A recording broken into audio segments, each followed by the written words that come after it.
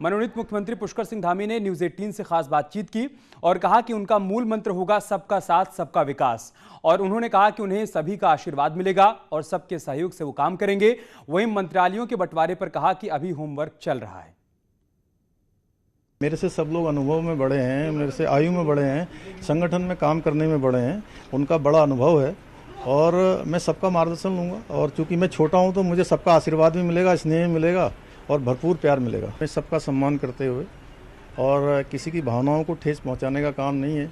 मेरी पार्टी ने जो मेरी माँ है, उन्होंने मुझे काम दिया है तो मुझको सबको साथ में लेकर चलने की जिम्मेदारी भी मेरी है। मैं कोशिश करूँगा सबको साथ में लेकर चलूँगा। मंत्रिमंडल में चेहरे कैसे होंगे? अब ये इस पर अभी होमवर्क चल रहा है और अच्छे चेहरे होंगे, जो भी आएंगे अच्छे होंगे। दीपांकर, आपने जब पुष्कर सिंह धामी से सवाल किया कि बड़े लोग नाराज हैं, तब उन्होंने कहा कि सभी बड़ों का उनको आशीर्वाद मिलेगा, वो सभी को साथ लेकर चलेंगे। लेकिन क्या बड़ा दिल दिखा पाएंगे क्या आगे?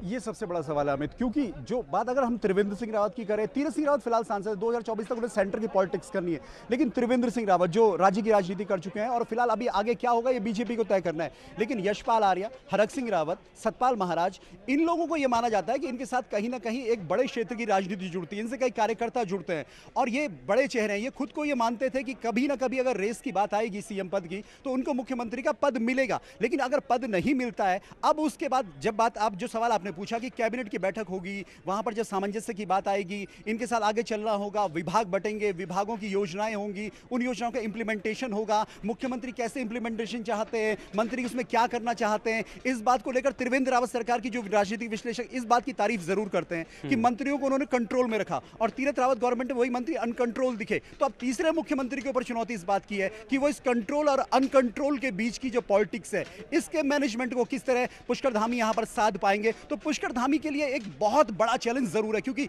सर पे इलेक्शन है, जनता को बातें समझानी है। त्रिवेंद्र सिंह रावत से जब हमने बात की तो उन्होंने कहा कि जो योजनाएं मैं यहां तक लाया हूं 4 साल में, पुष्कर धामी का कहना है कि मैं इन्हीं योजनाओं को आगे बढ़ाऊंगा। क्योंकि बड़ी बात है कि पुष्कर धामी अब अगर कोई कुछ नया प्लान करते हैं उत्तराखंड के लिए तो उसको इंप्लीमेंट करने का टाइम उनके पास नहीं है और इंप्लीमेंट अगर कर भी दे तो उसका रिजल्ट फिलहाल नहीं दिख पाएगा, क्योंकि जब तक रिजल्ट दिखने की नौबत आएगी तब तक उत्तराखंड में इलेक्शन आ जाएगा। तो उस इलेक्शन में पुष्कर धामी की सबसे बड़ी परीक्षा होगी। और जिस तरह अमित शाह ने जो फोन किया है उससे ये बात साफ हो गई है कि उत्तराखंड की पॉलिटिक्स अभी भी मोदी और अमित शाह के साथ आगे बढ़ रही है। अमित, आगे सफर चुनौतीपूर्ण है, लेकिन अभी तक का जो सफर रहा है दीपांकर, उस पर एक रिपोर्ट दर्शकों को दिखाते हैं। पुष्कर सिंह धामी को बीजेपी ने राज्य में अपना नया चेहरा बनाया है, लेकिन धामी के लिए सफर सपनों सरीखा रहा। पिथौरागढ़ के छोटे से गांव से निकलकर राज्य की बागडोर संभालना धामी के लिए बहुत बड़ी उपलब्धि है और खुद धामी इस बात को मानते भी हैं।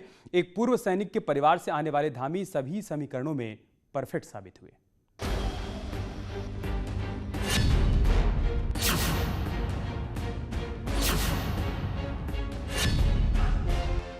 पुष्कर सिंह धामी राज्य के नए मुख्यमंत्री हैं।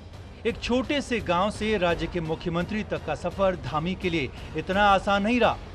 सिर्फ 45 साल की उम्र में राज्य के सीएम बने धामी बेहद कम उम्र में ही सियासत में सक्रिय हो गए थे और कम उम्र में ही उन्हें राज्य के सीएम जैसा बड़ा पद भी मिल गया।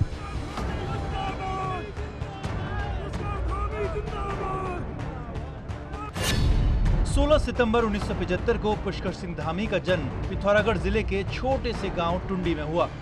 धामी का परिवार 1980 के दशक में खटीमा चला गया, क्योंकि टुंडी गांव में जिंदगी आसान नहीं थी।